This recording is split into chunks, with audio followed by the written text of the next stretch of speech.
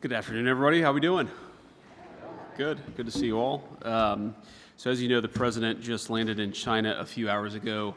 I always, you may know that because of Secret Service protocols that I don't travel outside of the country with the President of the United States. So on days today, I sometimes feel like Macaulay Culkin in Home Alone. I walk into the White House and it's very quiet and no one's there, and it takes me a second to realize exactly what's going on. But we've got a very big announcement today, actually a number of big announcements, and looking forward to hearing from Andrew and Dr. Oz and Kim about that. But let me just say that we've been hard at work over the last several months trying to make sure that we take care of the people's money and trying to make sure that the services that exist for the betterment of our fellow citizens, whether they're low-income kids who need access to food resources, whether they're low-income families who need access to medical benefits, that those programs are protected for the people who actually need them, that they don't exist to enrich fraudsters, but they exist for the American people for whom Congress has said they're entitled. And that's exactly what this fraud task force is about. One of the things that I thought going into it, but that I've learned about fraud, is that it always has two fundamental victims. The first victim is the American taxpayer, who is generously paid into these programs in an effort to give their fellow citizens a leg up. But it also has as its victims the people who are meant to benefit from these programs, who are not able to benefit, or maybe are benefiting less because of what a disaster some of the fraud has wrought in these programs. And let me just give you a few concrete examples of what we're worried about, of what we're targeting, and also what we're going to do to solve some of these problems. So first, we're announcing that the federal government is deferring $1.3 billion in Medicaid reimbursements from the state of California. And the simple reason is because the state of California has not taken fraud very seriously, and because of that, we see a lot of the consequences that I just referenced. And again, let me highlight the fact that this really is two separate victims. So there are California taxpayers and American taxpayers who are being defrauded because California isn't taking its program seriously. But also you have people who've been prescribed medications that they don't even need.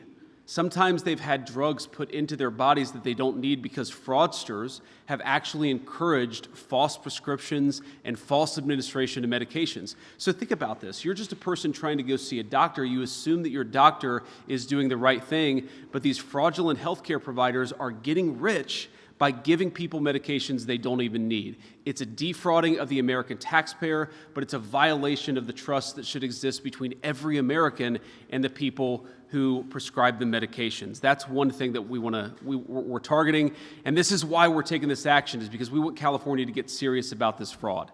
The second thing I want to talk about, and it requires a little bit of background explanation, is that we are going to very aggressively encourage the states to take Medicare fraud more seriously. So I think a lot of you understand, but for those of you watching at home who don't appreciate this, the Medicaid system that exists in the United States is really 50 separate systems.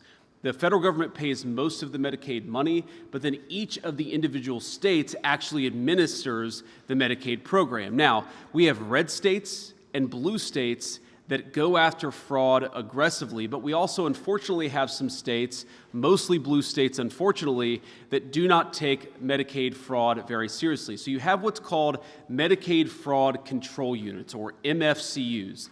These Medicaid fraud, these anti-fraud units within the Medicaid program, we generously, meaning the federal government generously gives these fraud control units many, many billions of dollars across the United States of America so that they can take Medicaid fraud seriously. But let me just give you an example to highlight how absurd some of these Medicaid fraud programs are, because they're not actually being used at all. This is a tool. This is a tool that we want the states to use, but unfortunately, a lot of states aren't using these tools at all. Let me highlight this with just a couple of separate statistics. So, the Hawaii Medicaid program has received billions and billions of dollars from the federal taxpayers, and of course, Hawaii taxpayers have paid in a lot of money into this program over the last years as well. Guess how many convictions or indictments has Hawaii had over the last few years in its Medicaid fraud program? The answer is 0. Not a single indictment, not a single conviction, because the administrators of the Hawaii program just don't take it seriously. They don't think that fraud is a big enough problem.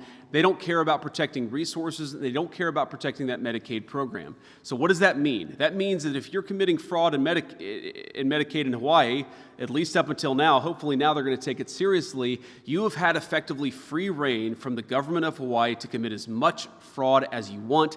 That is a complete disgrace. In New York, which does a little bit better, but not by much, New York has had 9 indictments over the last year. 9 indictments. That's a $100 billion Medicaid program just in New York, and you've had 9 indictments. Indiana, which has about a third of the population of the state of New York, has had more than 4 times as many indictments over the same period. So does anybody here seriously think that the good people of Indiana are 12 times more likely to commit fraud than the people of New York? No, of course not. That's absurd. What is happening is that the leadership in New York are just not taking the fraud issue seriously. They're not using these anti-fraud control units to actually investigate and indict the fraud. So what are we going to do to fix that? Today, we are sending across 50 Medicaid programs, we are sending letters that will require them to show that they are effectively and aggressively prosecuting Medicaid fraud in their states. And if they do not aggressively prosecute Medicaid fraud, we are going to turn off the money that goes to these anti-fraud units. And I want to say a couple things about this. You may think, obviously, this is a Republican administration. We're all proud Republicans up here. You may think that this is purely a red state or blue state issue. That's actually not true. We see Medicaid fraud issues in Ohio, the state that I used to represent in the United States Senate. We also see Medicaid fraud issues in a state like Maryland, which is obviously a very blue state. But both Ohio and Maryland have worked with us to take this issue seriously. They've worked with the guys behind me. They've worked with our entire team to make sure that they take fraud seriously. Again, this does not have to be a red state or a blue state issue. This is just basic good government. However, states like California, states like Hawaii, states like New York have completely not taken the fraud issue seriously in the Medicaid program. And so for those states that refuse to get serious about fraud, we are going to turn off that anti-fraud money. And if we continue to find problems, we can turn off other resources within their state Medicaid programs as well. Our goal here is not to do that. We don't want to turn off any money. What we want to do is ensure that people are taking fraud seriously. We want to protect Medicaid. We want to protect Medicare. But we can't do that if the states that are administering those programs are allowing those programs to be fleeced by fraudsters. So we encourage, whether it's California or New York or Maryland or Ohio, we encourage people to work with us. We want to help you use technology and other tools to get rid of the fraud, to get to the root of the fraud. We want to help you. But we can only help these state programs if those state programs are willing to help themselves. So these letters are the first step, the first effort to try to force these states to get serious about prosecuting fraud, and that's exactly what we're doing. Let me just talk about one final issue here. We see a lot of fraud in the home health care and in the hospice care system. I think Dr. Oz will probably talk a little bit more about that, but again, you have to appreciate that this fraud issue is fundamentally theft from the taxpayer, but also theft from people who need these programs. Just last month, a California psychotherapist, a woman who had spent 40 years treating patients, helping people deal with problems, found out that her Medicare program had been turned off, that she did not have access to the resources that she had been paying into for her entire life. Why? Because a fraudster had stolen her identity and signed her up for health care services that she didn't need, and so she had been turned off of the health care services that she did need. This happens way too much in the United States of America, and it happens because until recently, we did not have a government or an administration that actually took the fraud program and took anti-fraud prevention seriously. So let me just close with one final observation here. First of all, why are we doing this now? Why weren't we doing this 2 years ago? And the simple answer is because we didn't have a president and we didn't have an administration who took fraud seriously. So I want to thank the President of the United States, though I know he's busy in China. All of these efforts, all of these things that we're finding are because we have a president who has told us, take the fraud issue seriously, get to the root of it, and turn off the money when we find out that money is going to fraudsters. So that's exactly what we're doing. But I just want to say that for me, and I think for a lot of people who are involved in this effort, this is very personal. Because I'm not just the Vice President of the United States. I come from a family, and I grew up in a family where we sometimes benefited from these programs. The generosity of the American people is one of the most amazing things about our country. I think all of us, of course, just passed tax day. None of us like paying our taxes, but we do it. And why do we do it? Because we know that it goes to give a bite to a low-income family that can't afford food. We know that it goes to pay the military who keep us safe. We know that it goes to some essential services. But that trust in our government, that trust in our institution, it depends on us taking that trust seriously. How long are people going to pay into programs if they know that that money doesn't go to a low-income kid who needs health care, but that money goes into a fraudster getting rich? This doesn't work, and this doesn't make sense unless we take fraud seriously. So I'm proud to be part of an effort in our government. I'm proud to lead the effort in our government to finally take fraud seriously. We want to protect these programs for the kids and the families who need them. We want to ensure that the American taxpayer isn't getting fleeced. And I'd say just a few months into it, gentlemen, we have done a very, very good job. Let's keep it up. So let me turn it over now to Andrew Ferguson, who's the Executive Director of our Anti-Fraud Task Force. Andrew has done an amazing job, but I have to give a special shout out, not just because she's my fellow Ohioan, to Kim, who has probably found more fraud and has saved the American taxpayer more money than any single official within the government over the last 3 months. Kim, you have been an all-star. We're proud to have you on the team. Thank you, guys. Well, I couldn't have put it better than the Vice President did. The only reason that what happened today happened is because President Donald Trump took this issue seriously that has plagued this country for decades and is committed to an all-of-government approach. And so to him is to who the credit goes. But the Vice President deserves tremendous credit here. It's hard to get the whole machinery of government moving. You need someone with the Vice President's abilities, with his gravitas, and with his determination to drive at these issues. That's the other reason we're here today. And while I'm at it, I want to thank Dr. Oz and Kim Brandt. A lot of the fraud problems are at HHS, and these two have committed countless hours, night and day, their staffs, their resources, to getting at these problems and fixing it, and where the states are unwilling to do their jobs and fix these problems, Dr. Oz and Kim have stepped up to take care of it. He's not up here today, but I want to thank March Bell as well. He's the Inspector General of HHS. A lot of the work we're going to have to do to get the states back in line and stopping fraud is going to go through March's office. You'll see his signature on the letter that went to the state Medicaid control units today. There's going to be a lot of work happening in the IG's office, and we're really pleased to partner with him. It's a shame we have to be up here at all, and with all due respect to the press, with this room full of reporters. It should not have taken a brave kid with a cell phone camera to point the American people at this issue. This is the result of decades of corruption, particularly in blue states like Hawaii, like the Vice President was just explaining, California, Minnesota, and New York, that have taken tens of billions of dollars to pay lawyers to go after Medicaid fraud that just simply have not done it at all. That's the whole point of these programs. If we have these cooperative federalism programs, we love federalism, we want to partner with states, we love subsidiarity, but if the states are going to participate in this, they have to protect their own citizens when they get access to these dollars. And not only are these dollars supposed to go to fight Medicaid fraud, I want to shine a light on the real human dimension of the complete negligence and malfeasance of some of these states here.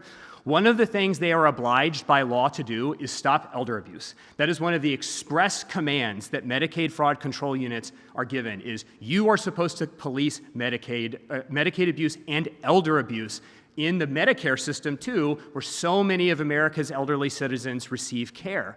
And so when the states just take this money and turn it into a jobs program for blue state lawyers, they are effectively participating in the elder abuse in those states, because the American people turned over their money to these state programs to protect their parents and their grandparents from elder abuse. And if you aren't doing it, you are effectively participating in that process. The Vice President highlighted this problem that we have in Medicaid, which is if a fraudster takes your identity, signs you up for benefits, when you go to try to get the actual benefits you need, you can be denied them. This is a problem we have found all over the federal government in benefits programs. I mean, imagine, we have examples of this. A mother on SNAP benefits going to the grocery store and trying to scan her EBT card to get groceries for her children, and some gang somewhere in California took her identity, maxed out her EBT card, and so her children are going to go hungry because of fraud that no one in the states is policing. And that is why what we are doing today is so important. The states should be our partners with this. We want to partner with the states, but what we aren't going to do as stewards of the American taxpayer dollar is to send those dollars, billions of them, to the states to line the pockets of state attorneys general who don't want to participate in protecting our benefits programs so that the people who really need them, the people that the American people have agreed to part with their hard-earned dollars to help, to defend, to protect, and to get through hard times, actually get the money. And if the states don't want to cooperate, for the first time, HHS, the Fraud Task Force, the Vice President, and the rest of the federal government are going to tell you, cooperate or lose your funds, and we will do the job for you. Because at the end of the day, if the states won't protect American citizens, the President of the United States and the Vice President will. And that is why I am so honored to be able to participate in this process. Because this is ultimately about making sure not only that we aren't stolen from as taxpayers, but the American people who are entitled to this. For Medicaid and for Medicare, people who have paid into these programs their entire lives actually get the benefits that they are entitled to. And with that, I'm going to turn it over to Dr. Oz to talk about all of the efforts at HHS.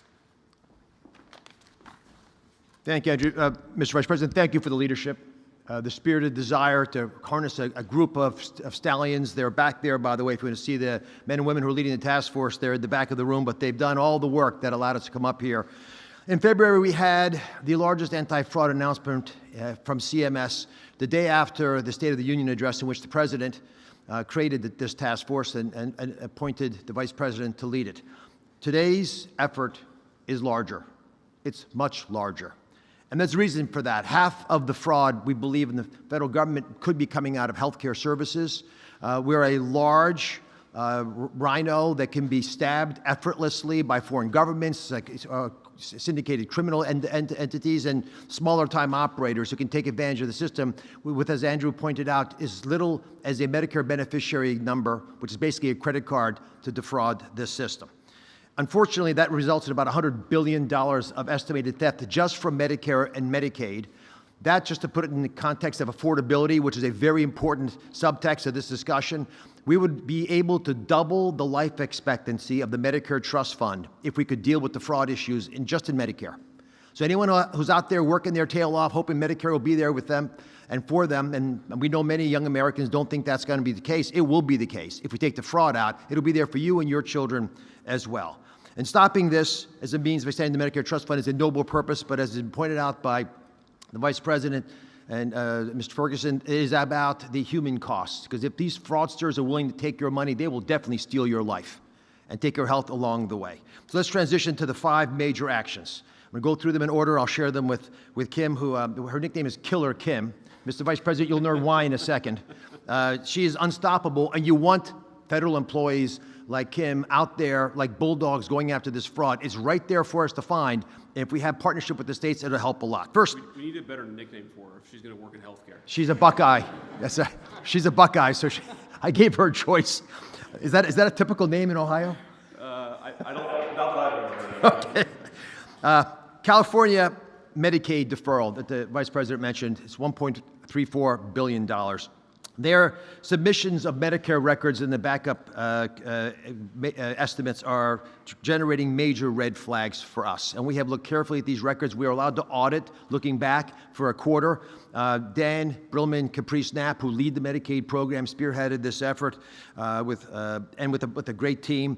We've discovered $630 million in billing from the folks who are egregiously the top 5% of outliers in billing. This is numbers so big you can't imagine anyone billing for these numbers of patients and that much for each patient.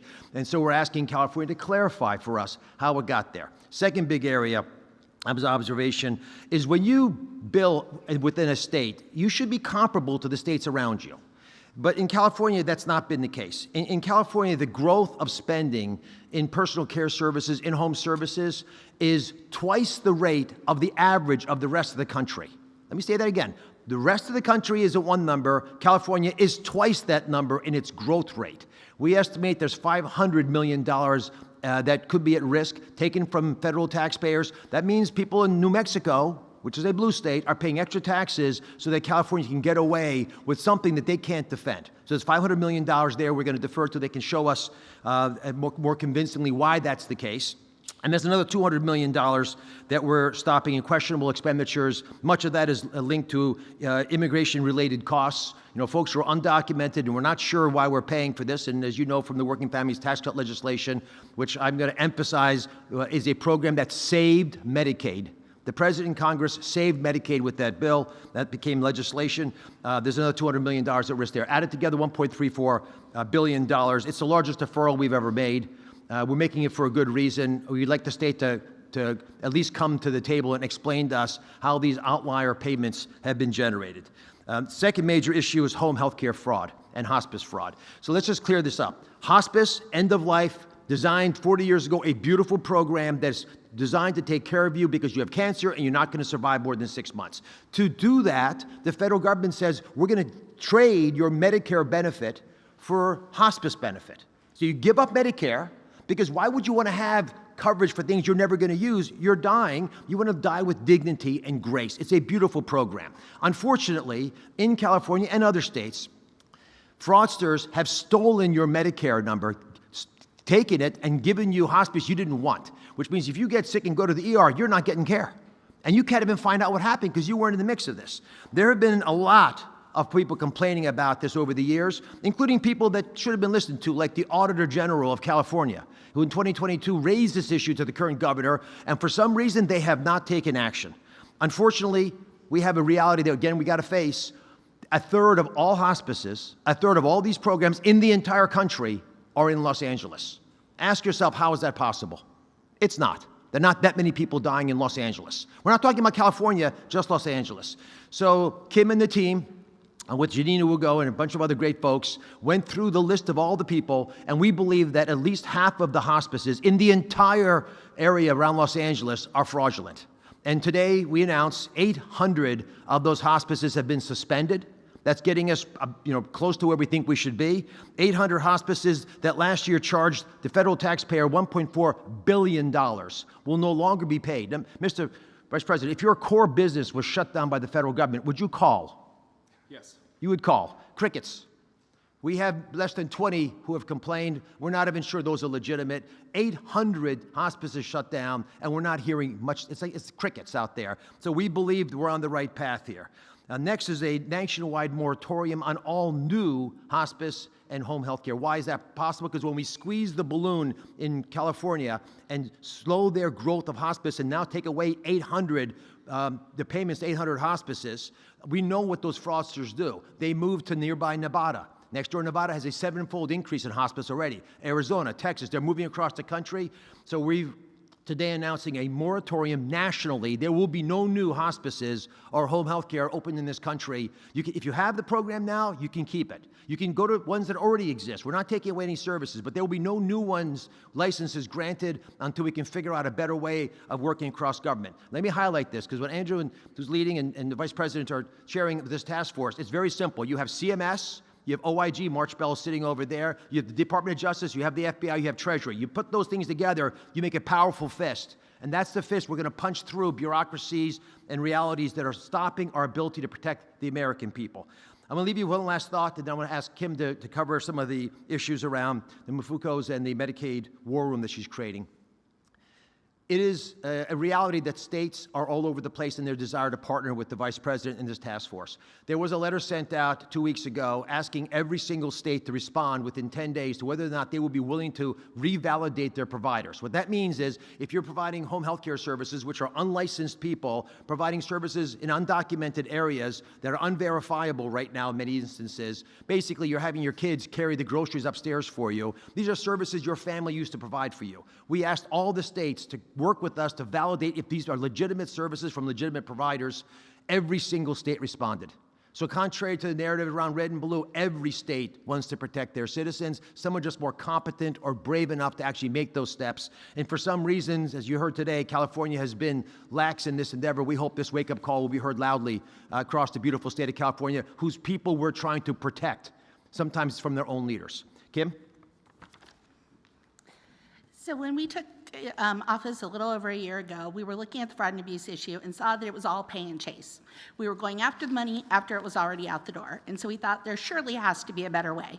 So we created the Medicare fraud war room, where we looked at claims in real time before they were paid, so that we could determine, were they legitimate? Were there the outliers that we've heard examples of today? And how could we stop it?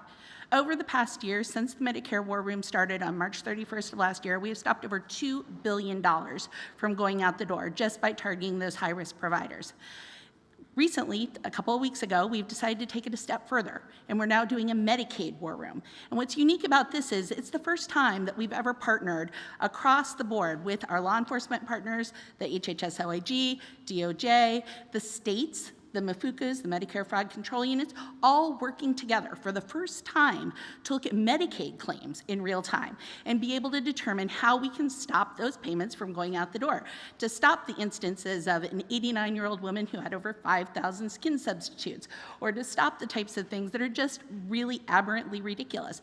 So what we've done is we have data analysts, we have forensic auditors, we have law enforcement people, all coming together in a virtual room. It's not an actual room like you think of like on TV, but they're all in a virtual room where they are looking at this in real time and then making determinations about how we can shut those bad guys down and how we can take action. And what has happened is we are now using our administrative authorities, payment suspensions, overpayments, civil monetary penalties, and the HHS-OIG exclusion authority to really be able to take action against these people and make it so that we can hopefully bring that money back where it needs to and never let it go out the door. The key is we want to keep it so that it can provide the services for the people who most need it and who most benefit from it, and stop the bad actors from getting all the benefit. Thank you. Thank you, Kim. So, Dr. Oz, I want to make sure I understand this well. So you're saying that we kicked off 800 fraudulent healthcare providers off of the Medicare system, and not a single one of them called the government and said, hey, you made a mistake? We've had a handful of calls. We're not sure they're legitimate yet, but it's less than 20 out of 800, and we're auditing them. Unbelievable. So at least 780 are not even trying to claim that they're not fraudulent. And again, those are businesses that we were giving hundreds of millions, in some cases billions of dollars to, not to provide services, but to make a fraudster rich. It's just completely insane. Drives home the scale and scope of the problem. Okay, we'll take a few questions. I will say the ground rules are, I will take the easy questions. Any hard questions are for Dr. Oz. Yes. With NBC News. I want to ask you first on the issue of fraud. As you're saying, if the administration is calling to specifically withhold Medicaid payments, why should the people who rely on those payments suffer the consequences for a state's failure to go after bad actors? And I have another question for you after. So I want to be clear here. We're talking about withholding the Medicaid fraud enforcement payments that go to the state bureaucrats. We're not talking about withholding people's benefits. We're talking about turning off the resources that the state government should be using to police fraud. And then instead, we're going to use those resources ourselves because we're actually taking the fraud issue very seriously. But I do think it raises a very important issue. There are going to be some, I'm sure, some politicians who say what you're doing here is harming the Medicaid program. We're trying to save the Medicaid program from dysfunctional state bureaucrats. If you allow hundreds of millions, billions, even more money to go out the door, not to healthcare services for low-income families, but to fraudsters, you eventually are going to destroy the Medicaid program. So this is why we say red state, blue state, this does not need to be a political or a partisan issue. We want to work with you to eliminate fraud and make these programs last longer for the people who truly need them. Thank you. And can I ask you, Mr. Vice President, when approaching the war with Iran, do you agree with the president's position that Americans' financial situations should not be a consideration in that decision-making process? Well, I don't think the president said that. I think that's a misrepresentation of what the president said. But look, I agree with the president that Iran should not have a nuclear weapon. We're obviously engaged in a very aggressive and very engaged diplomatic process to try to ensure that that doesn't happen. And the president has a lot of options, as he said repeatedly. There are options diplomatically, there are options on the military side, but the fundamental goal here is the president wants to make the world safe, but particularly the American people safe from Iran having a nuclear weapon. And one final point I'll say on that is, nuclear proliferation is one of those challenges that people don't realize. It's the biggest threat to America's national security, and it's not obvious until it is. Because what happens if Iran gets a nuclear weapon? Then multiple Gulf Arab countries are going to want to get a nuclear weapon. Then multiple countries from there are going to want to get a nuclear weapon. The goal of preventing nuclear proliferation is probably the single most important thing that we can do to keep our people safe for the long term. It's absolutely a worthy goal. But of course, the president and I and the entire team, we care about the American people's financial situations. It's one of the reasons why we passed the Working Families Tax Cut. It's one of the reasons why we're so focused on fraud. We care about how the American people are doing economically. We've also got a number of other challenges. Of course, the president has to confront all these challenges simultaneously. Yeah. Edward Lawrence from Fox Business. On fraud, the savings that you find among all of these states, what impact could that have on a federal deficit? Well, I think it'd have a very big impact, but a lot of it does depend on how well the states work with us. We think we're going to be much more effective if we're working with California as opposed to fighting California over every $1 billion of Medicaid fraud that exists in their system. I mean, there could be tens of billions, hundreds of billions of fraudulent payments within the California system if you count what's going to illegal aliens, if you count what's going to people, fraudulent businesses, if you count what's not going to the people who actually need it, but going to fraudsters. We would find that money a lot easier if California was working with us, which is why we've taken some of these steps. I mean, the letters fundamentally are outreach. We're going to the states and saying, here are the things that we can do to work on this issue together. And of course, if they don't work with us, there are going to be penalties. We don't want to get there. We want to work with these guys. You heard Dr. Oz say this earlier. I've looked at the numbers myself. It's true. If you just deal with the fraud issue, you can prolong the Medicare and Medicaid trust funds well into the future. So it does have a significant budgetary impact, whether that's hundreds of billions of dollars or maybe even more. We're not going to know until we do the work, but we're going to do the work. Yeah, if I could on China. Let's do one question from each person. Go ahead. We can do both, you guys. You guys can fight for who goes first. Sure. Mr. Vice President, Reagan Reese with the Daily Caller. What's your reaction to the alleged home health fraud in Ohio, and why do you think this is happening in a red state? And just a question of clarification. You mentioned that some states aren't cooperating. What does that look like? Are they not responding to your calls? Are they stonewalling you guys? If you could expand on that. So I'll let Dr. Oz go into the details a little bit, but on the Ohio issue in particular, look, this happens everywhere. We're a big country, hundreds of billions of dollars goes out the door every single month from the federal government, and inevitably you're going to have people who try to take advantage of it.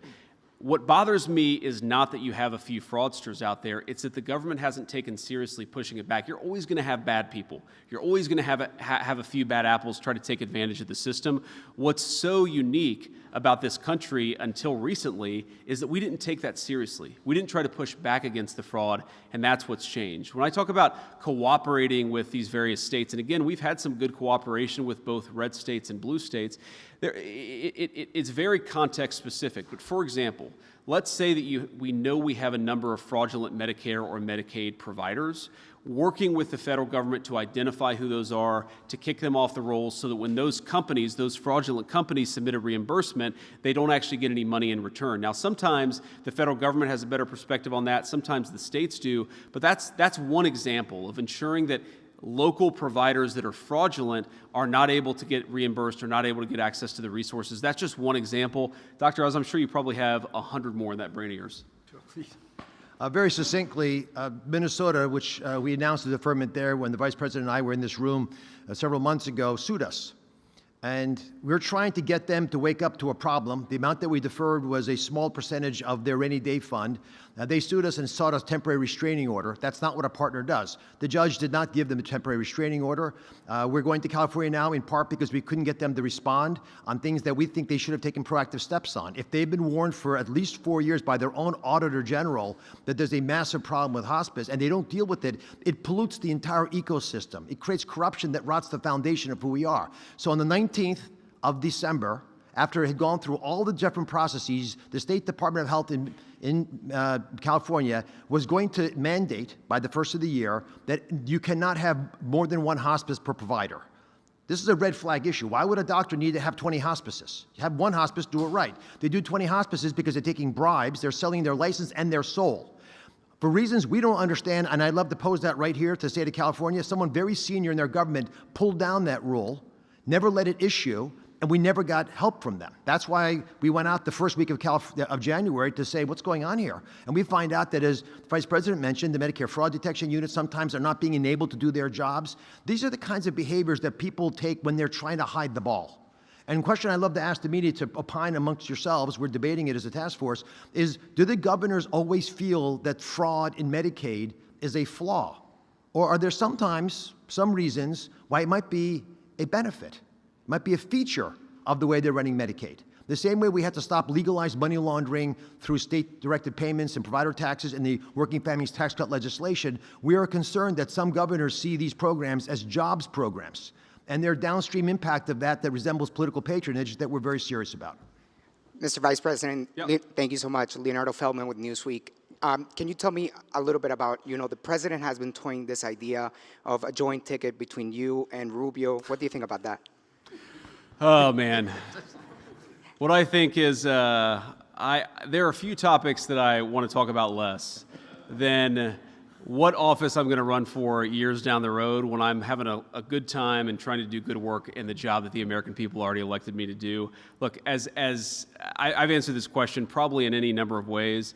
I love Marco. I think he's a great Secretary of State. He's become a very, very dear friend. But I think both of us are very much focused on accomplishing the American people's business right now.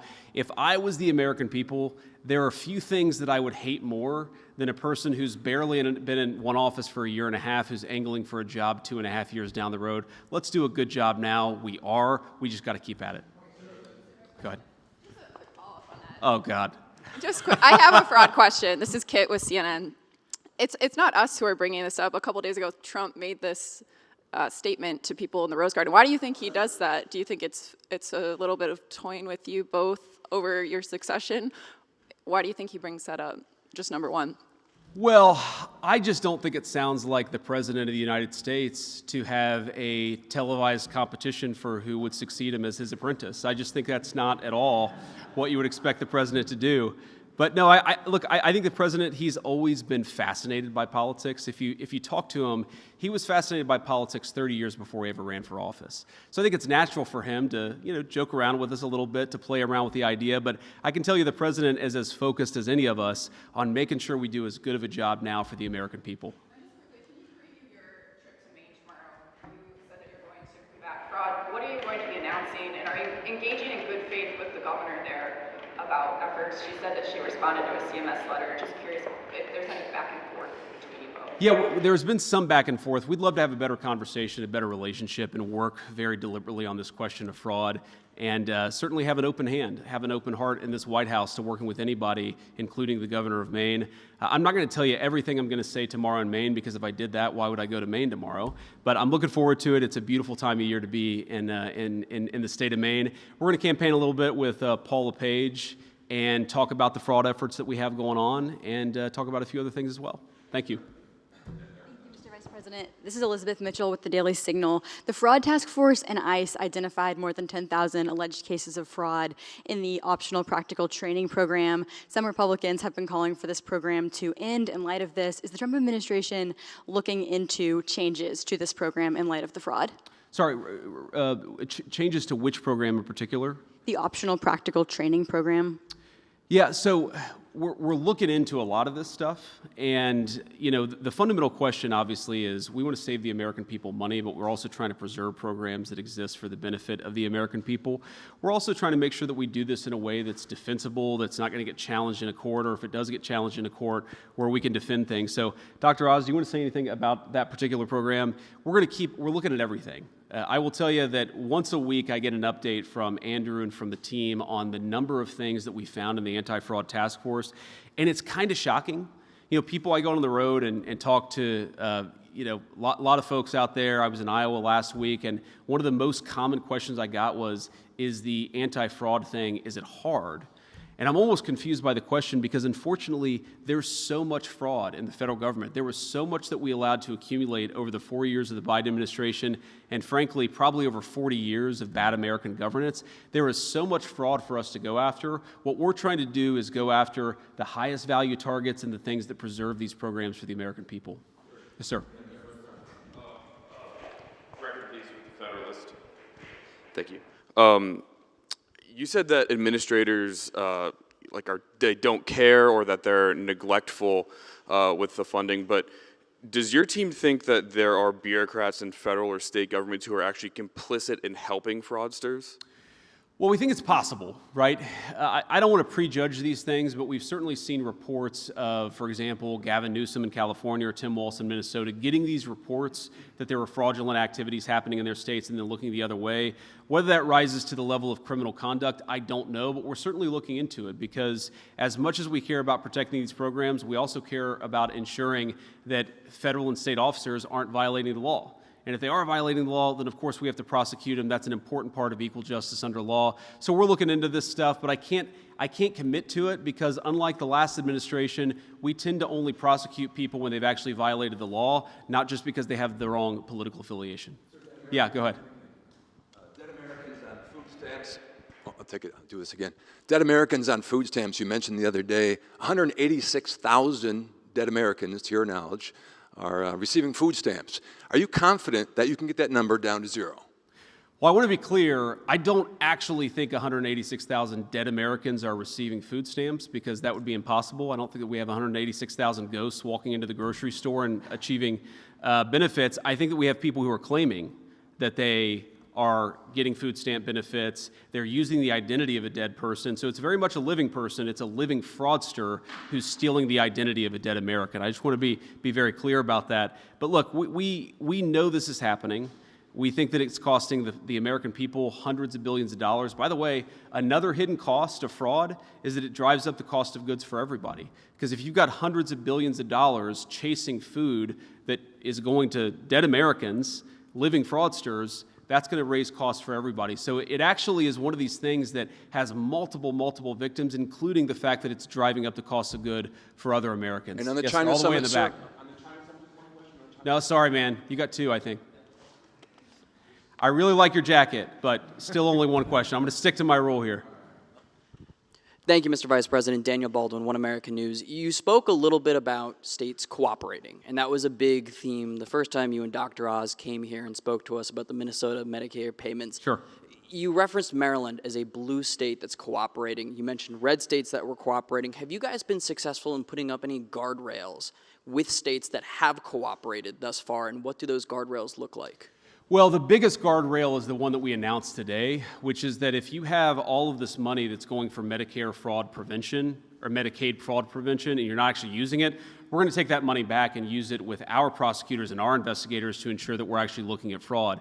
And then what that would do eventually is it would allow us to actually engage in some other enforcement actions. If they're not taking the anti-fraud stuff seriously, then there are some additional steps that we can take beyond that. I think the approach that we've tried to take really has been collaborative. We've tried to identify with the states, here are some examples of some very bad fraud, here are some things that you can do to fix it, here are some ways that we're willing to use our resources to help you. And again, most states have been pretty good. There have been a few, unfortunately, very large states that collect a lot of money in federal revenue, and I think a lot of us know why that is. You have political leadership that doesn't like the idea of cooperating with a Republican administration, even though it's a very common sense, good government principle. I think you have some people who know that a lot of their constituencies, maybe some of their donors are getting rich from fraud, but regardless, red state or blue state, we're going to go after it. We have to. This is so important. We are not going to have a generous country if Americans think that they're paying their taxes not to needy people, but to fraudsters. That's fundamentally what we're trying to fix, is rebuilding America's trust. That when you pay your taxes, when you send money to a program, it's actually going to the people it's supposed to go to. It's a fundamental principle of good governance. It shouldn't be anything Republican or Democrat. It's just good government. Yep. Go ahead. Taylor with Spectrum, good to see you. Good to see you. You've emphasized a lot how you want this not to be partisan, and you're going to look at red and blue states. The president, when he posted about you becoming the fraud czar last month, he wrote, the focus will be everywhere, but primarily in those blue states where crooked Democrat politicians have had a free-for-all. I'm curious, as you guys have been trying to interact with these states, do you worry that the president's remarks like that undercut the efforts for this not to be partisan and that could lead to resistance? No, I don't worry about that because he's talking about crooked governors. And of course, if you have a crooked governor, they're not going to work with us, and we're going to have to use other tools to ensure that they do. But I think that there are a lot of governors, Democrat and Republican, who recognize that this is a very serious problem, that we're offering resources to try to help solve that problem. And I think a lot of them recognize that, yeah, they've got maybe a few crazy people in very far left states, but most people, most Americans want to solve this problem. And I've actually been gratified by the fact that we've gotten a lot of cooperation from across the political spectrum. One other point about cooperation, we're not there yet, but one of the things we're going to do on the fraud task force is, look, we're learning. We're learning a lot about the way the government operates. I mean, Andrew I almost feel bad for him sometimes because he comes to me once a week and says, here's this bureaucratic hurdle, or here's a wall that I'm running into that I would have never known even existed until we started to take this fraud stuff very seriously. So we've learned a lot over the last 6 months. We are eventually going to realize that there are tools that we do not have, that there are things that we need to do that Congress is going to have to step in and cooperate on us. I think that's going to be a big question of bipartisanship and common sense is when we identify some tools that we need to more fully go after the fraud problem, is Congress willing to play ball, or are they going to fight us every step of the way? I hope they play ball. Partisanship is crazy in this town, but again, this is such a common sense thing that I would hope that everybody would want to protect the American taxpayers' money. Go ahead. Jennifer Jacobs, CBS News. On Iran, can you tell us where negotiations stand? The president, before he left for Beijing, called the latest proposal unacceptable. So is the U.S. even talking to the Iranians right now, or where are things at this point? Yeah, so look, obviously these negotiations are very sensitive. I'm not going to tell you everything because we're trying to have a productive conversation. I spent a good amount of time on the phone with both Jared Kushner and Steve Witkoff this morning, a number of our friends in the Arab world this morning. Look, I think that we are making progress. The fundamental question is, do we make enough progress that we satisfy the president's red line? And the red line is very simple. He needs to feel confident that we've put a number of protections in place such that Iran will never have a nuclear weapon, right? That is the question. Do we meet that threshold or not? I think that we've made a lot of progress since we left Pakistan. I thought we made some progress in Pakistan, but we've made more since then. But that is fundamentally what we're negotiating towards, is we want to be able to look the American people in the eye and say with confidence that you are not going to have to worry about this very, very dangerous regime having access to the most dangerous weapons in the world. That's the goal that we're focused on. Again, there's a lot of ways to accomplish that goal. The president has set us off on the diplomatic pathway for now, and that's what I'm focused on. Yep. Got it. Thanks. We'll do a couple more here. Thanks a lot. There was pushback from Senate Republicans yesterday in the conference meeting about the cost of the ballroom, which has ballooned to about $1 billion for the security aspect. Is there an IG, either for GSA or the Treasury, who would or should be eyeballing that project? And how do we make sure it doesn't balloon like some of these other government spending building projects? Well, I'm sure because of the nature of the project, you're going to have inspector generals who look at this, who look at the auditing, who look at the accounting, who make sure that this is done in a good way. I will say the President of the United States is a very good builder. And the reason why this is expensive is not because of the ballroom. The reason this is expensive is because of the security precautions necessary, things that have nothing to do with the ballroom itself, but have to do with the actual security infrastructure on the White House. We saw a couple of weeks ago what can happen when you gather the President of the United States and a number of people who are in the line of succession in the same room. We almost had something very terrible happen. And thanks to the Secret Service and their incredibly quick response, we didn't have a terrible thing happen. But one of the things it's taught us is that we've got to update. And there are things, frankly, I wouldn't even talk about in a public forum. There are parts of our national security, and there are parts of the international sort of world that are very, very dangerous, and the president needs to be protected. The senior officials in our government need to be protected, and that's fundamentally what this is all about, is ensuring that on the White House grounds, we have what's necessary to protect the president, whether he's engaged in a state dinner, which of course is an important part of the president's functions, or whether he's engaged in the day-to-day functions of being president of the United States. Go ahead. Thank you, Mr. Vice President. My question is, what's your message to Americans as the Iran war continues to impact the economy, especially after yesterday's inflation report? Well, I guess my message to Americans is we know that we have a lot of work to do in order to deliver on the prosperity that the American people deserve. The president is hyper aware of this. I'm hyper aware of this. We talk about it all the time. We know that the American people inherited a very bad inflation crisis. Yes, the inflation number last month was not great, but take it back to the May of 2023 in the Biden administration, or take it back to even further. We're not seeing anything like what we saw under the Biden administration, and that's a problem in and of itself. Because what it means is that a lot of Americans saw their wages eaten away under the Biden administration.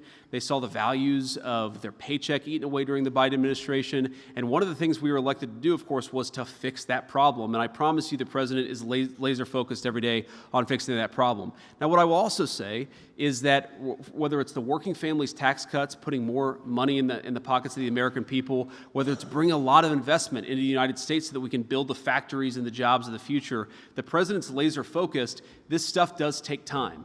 In the same way that the Biden administration's inflation crisis ate away at workers' paychecks for 4 years, it's going to take us a little bit of time before we get workers in a position where we feel like we can look them in the eye and say, you are much, much better off, but that's what we're trying to do. We're going to keep on working at it. I think we made a lot of progress. If you look at the average household wage increase since Donald Trump became president, it's gone up. But we came from a pretty deep hole. We're digging meaning a pretty deep hole of the Biden administration. We're digging ourselves out of it. And what I want is for us to completely dig out of that hole and then to build a brighter and better and more prosperous future for the American people. That's what they elected us to do, and that's very much what we're focused on.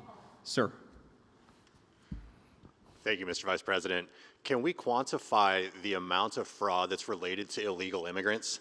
And what are the asks of California and these other states? What can they do to claw back some of this money that's being deferred? You know, I don't know that you can quantify it because it's so hard to keep track of all of the criminal migrants who are taking advantage of our system. I mean, they're taken advantage by, the average criminal migrant that we have in an American prison is costing us $60,000 to $120,000 a year, depending on the location. They're collecting health care benefits. A couple of states, California and New York in particular, they actually allow illegal aliens to benefit from the American people's, health care programs, which is just a disgrace. And just a travesty. I mean, if you go into an emergency room, you should know that you're waiting in line with other American citizens, not with people who have been placed to the front of the line by a fraudulent Medicaid program in California, but that's what's happening. We know this is what's happening, and again, it's driving up costs for everybody, it's making it harder to access health care, and it's absolutely fleecing the American taxpayer. It is a lose-lose-lose proposition. I've seen efforts to try to quantify this. I think the answer is hundreds of billions of dollars a year, whether it's 300 or 6, it is a lot of money between Medicare, Medicaid, food stamps, prison fees, everything that goes into the criminal migrant problem in the United States of America. It's a lot of money. And again, I talk about the American people. We're a generous country. We're a generous people. I love that about this country. But part of that generosity is that it extends to our fellow Americans. We cannot give Medicare and Medicaid benefits to everybody all over the world. It's going to bankrupt those programs. They ought to belong to Americans first. And that, to me, is the fundamental meaning of America First, is that all of us take a look at our programs, take a look at the fraud, and we say, how do we ensure that the federal government works for the American people first? That's what we're doing every single day, and we're going to keep at it. Thank you, guys.